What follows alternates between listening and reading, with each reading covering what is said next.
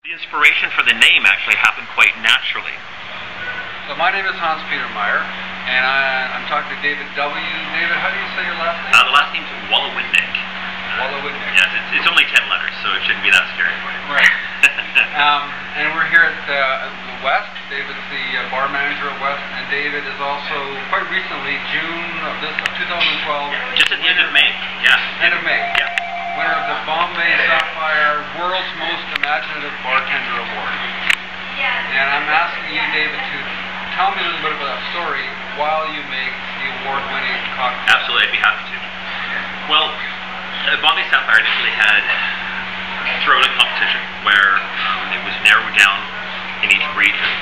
From the regional winners, which there were 4 in Canada, we traveled to Las Vegas for the North American finals. There was 44 different American regions, and then, like I said, 4 from Canada. The 46 of us squared off last September, narrowed it down to a final 10.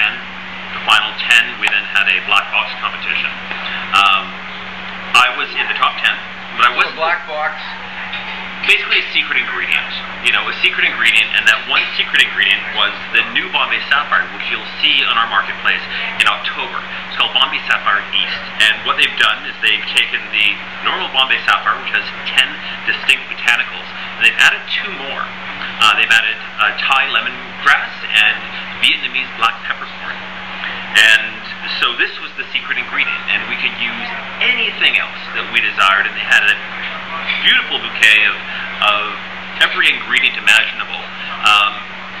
The one constant that we had to do was use that Bombay Sapphire East. I was in the final 10. I wasn't the winner of the competition, so I didn't actually initially think that I was eligible to go to the World Finals. In Marrakech. In Marrakech, Morocco. But what happened was, as the top scoring Canadian, then I was eligible to travel to the World Finals. So I got a nice phone call from them one day saying, "Will you be able to travel on such and such a day?" And of course I said yes. Checked the schedule, juggled some things around, and was then able to go at the end of May to Marrakech. There were 8 of us in the finals. And as you can see, it turned out quite well for me. The challenge was to take inspiration from the experience, to be inspired by the sights, the sounds, the flavors of Marrakech. And as you're probably well aware, Moroccan cuisine and culture is so deeply steeped in rich flavors of spices and colors and all sorts of other things. The music, the fragrance in the air, the heat of the day. So all of that was quite interesting, to take these cues and turn it into a liquid beverage, a cocktail that kind of spoke of these experiences. Right, so you started with Started with the Bombay Sapphire. The standard. The standard, right? And this was the one that we were using in this competition. It's just the regular Bombay Sapphire, which is a host of 10 different botanicals. The reason why we were in Morocco was because out of the 10 botanicals, coriander is one of those ingredients. And the coriander that Bombay Sapphire uses is from Morocco. So that's why we were there. And during our experiences there, they took us to the marketplace, they took us to a coriander field, to an apothecary, to many fabulous restaurants. We got to speak to people locally in the culture, and we experienced a local tea ceremony. Green tea with fresh mint is a very popular beverage. It's the Moroccan staple. You're greeted with it. It's part of everyday life for the Moroccan people. So there is a little bit of element in the green tea with fresh mint in there. But obviously Bombay Sapphire was the star. Right. In our travels around, then of course going through the spice markets, I came across some saffron. And so I wanted to use a little bit of saffron, and knowing that occasionally in the green tea with fresh mint, a few strands of saffron are sometimes used. Oh, yeah. So I knew that that combination would go well together, so I also gathered some green tea and some fresh mint.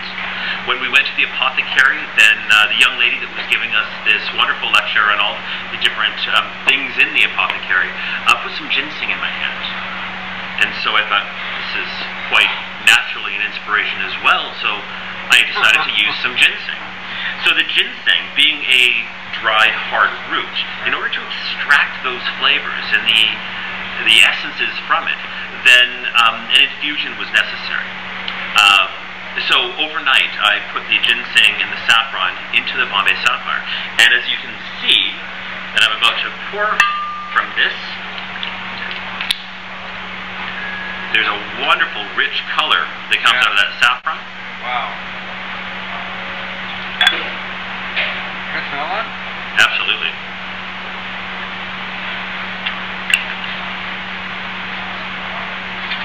A wonderful, rich color. See it there? Yep. And then you've got your Martini Bianco. the Martini Bianco. Now, I wanted to use the green tea, the fresh mint, and those profiles, but I didn't want to use water to extract those flavors. So I used vermouth, the Martini Bianco, as the liquid to extract the flavors from the green tea and the fresh mint.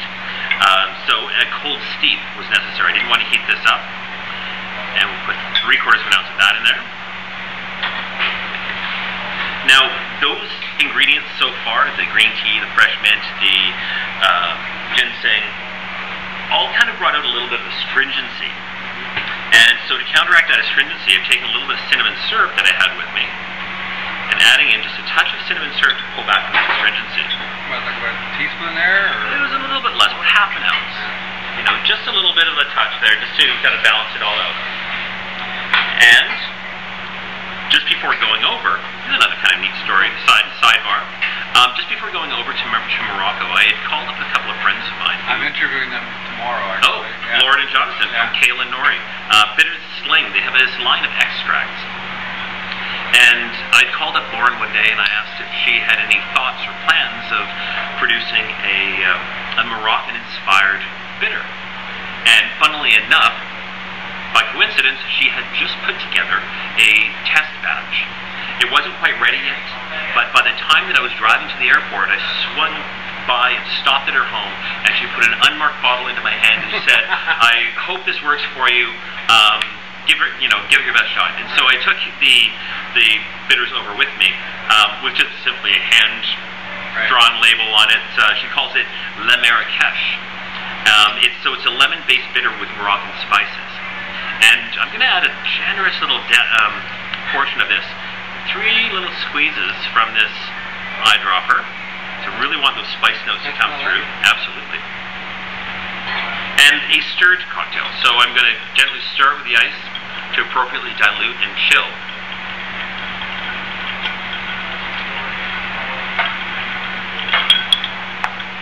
And as it had been sitting with that ice for a moment, it should be ready to go. A tiny little bit more.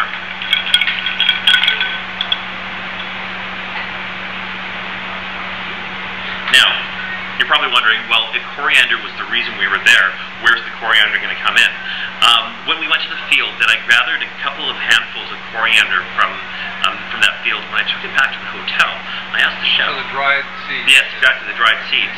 And I asked the chef if I could get into the kitchen for a moment. And of course he said yes, and I toasted the coriander seeds in a hot pan until they were beautiful and toasty, and then ground them with a mortar and pestle and created a tincture using Bombay Sapphire as the base spirit for this tincture. And we're going to mix some of that inside the glass, a generous portion, because we really want that aromatics. In fact, I'm going to spray some a little bit on your hand there because it's wonderful toasty. The aromatics are incredible from this.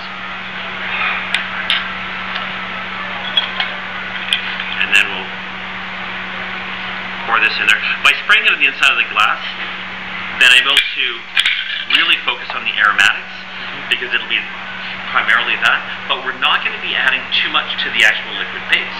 So all of the other ingredients will shine on the palate, and the coriander will be there primarily for the nose.